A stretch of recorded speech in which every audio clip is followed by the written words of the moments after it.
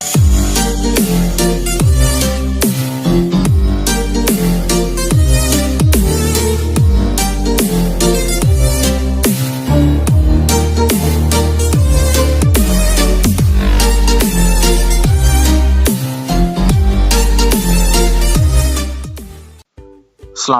dear viewers, welcome to Learner's Point. Learner's Point में हाजिर भली कराए.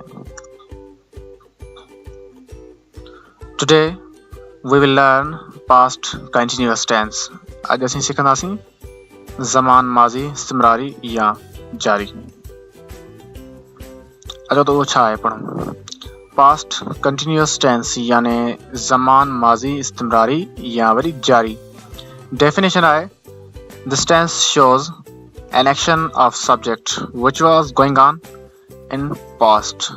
वस्फ़ आहे ही ज़मान फ़ाइल जे उन कम खे ॾेखारींदो आहे जेको माज़ीअ में जारी रहियो हुजे, यानी को अहिड़ो कम जेको माज़ी में जारी हुजे, कंटिन्यूअस हुजे.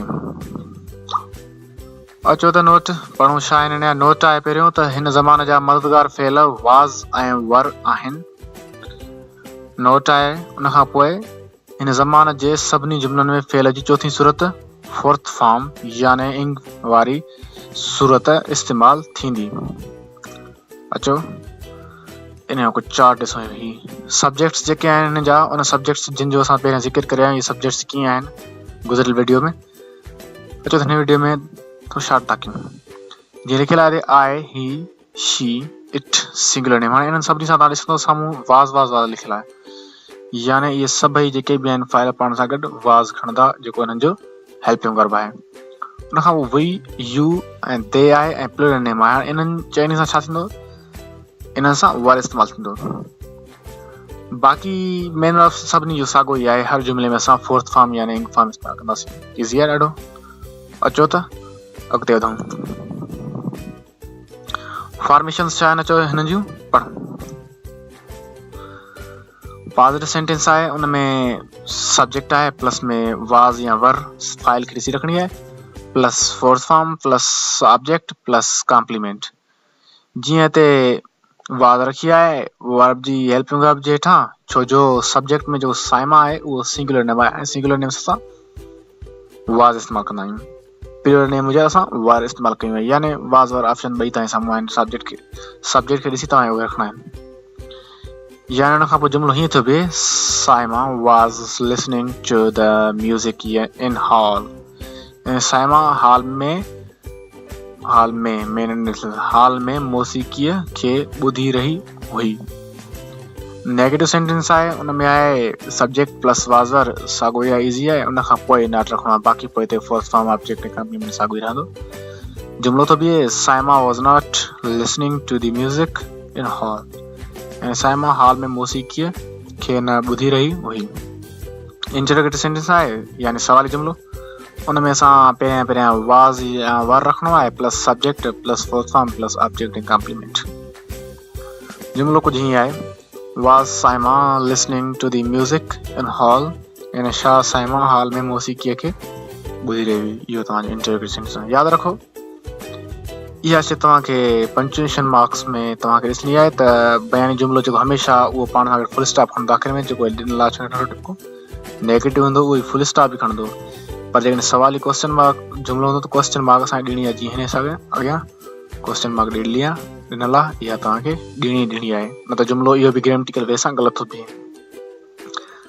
बाक़ी तक़रीबन शयूं असां गुज़िरियल वीडियोज़ में क्लियर कयूं ऐं अॻिते हली क्लियर कंदा था अचूं.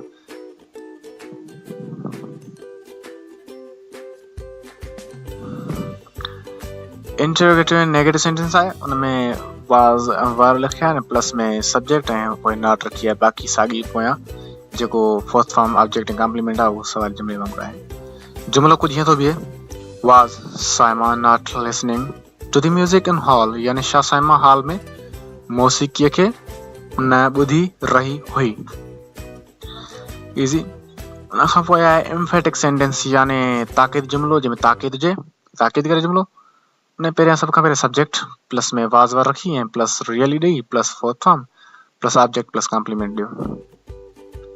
जुमलो कुछ हीअं बीहंदो Saima was really listening to the music in hall यानी साइमा वाकई हाल में मौसीक़ीअ खे ॿुधी रही हुई तव्हांजी ही 5 फॉर्मेशंस पूरी थी चुकियूं आहिनि अचो त अॻिते हलूं छा थो ॾिए जुमिले में अॻिते हिन टेंस में असांखे मिले थी हिननि जुमिलनि हिन टेंस जे जुमिला उहे छा आहिनि अचो त पढ़ूं जुमिलो आहे पहिरियों I was not checking pills यानी मां टिकियूं न खाए रहियो हुयसि या रही हुयसि he was not cheating them उन्हनि खे धोखो न ॾेई रहियो हुयो ऐं टियों नंबर आहे she was really beautifying her sister यानी हूअ वाकई पंहिंजी भेण खे सींगारे रही हुई इट वॉज स्प्रेडिंग डिसीज़ यानी उहो बीमारियूं फैलाए रहियो हुयो इट याने माण्हू न याने कंहिं जरासीम जो इशारो आहे इहो इट जो इशारो कंहिं पहचान न मिली सघे थो ताकी माण्हू लाइ असां इट न इस्तेमालु करणु ठीकु उन खां पोइ आहे वर दे कंप्लीटिंग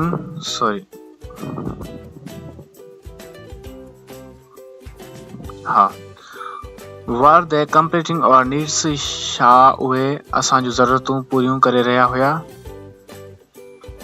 कोई जुमिलो आहे were you eating almonds and home यानी छा तव्हां घर में बादामूं खाए रहिया हुयो पोइ आहे जुमिलो we were really serving them असीं वाकई उन्हनि जी ख़िदमत करे रहिया हुयासीं पोइ जुमिलो आहे snake was biting villager and field यानी नांग ॿनीअ में हिकु उठाणे खे ॾंगियो रहियो हुयो या वरी ॾंग हणी रहियो हुयो उन खां पोइ जुमिलो आहे my father was sending money to me यानी मुंहिंजो पीउ मूं ॾांहुं पैसा मोकिले रहियो हुयो जॾहिं कॉन्सेप्ट क्लियर थियो हुजे तव्हांजी महिरबानी ऐं अञा बि न थियो हुजे सवाल कंदासीं असां ऐं असांजे चैनल खे सब्सक्राइब करण ऐं वीडियो खे लाइक करणु न विसारींदा अव्हांजी महिरबानी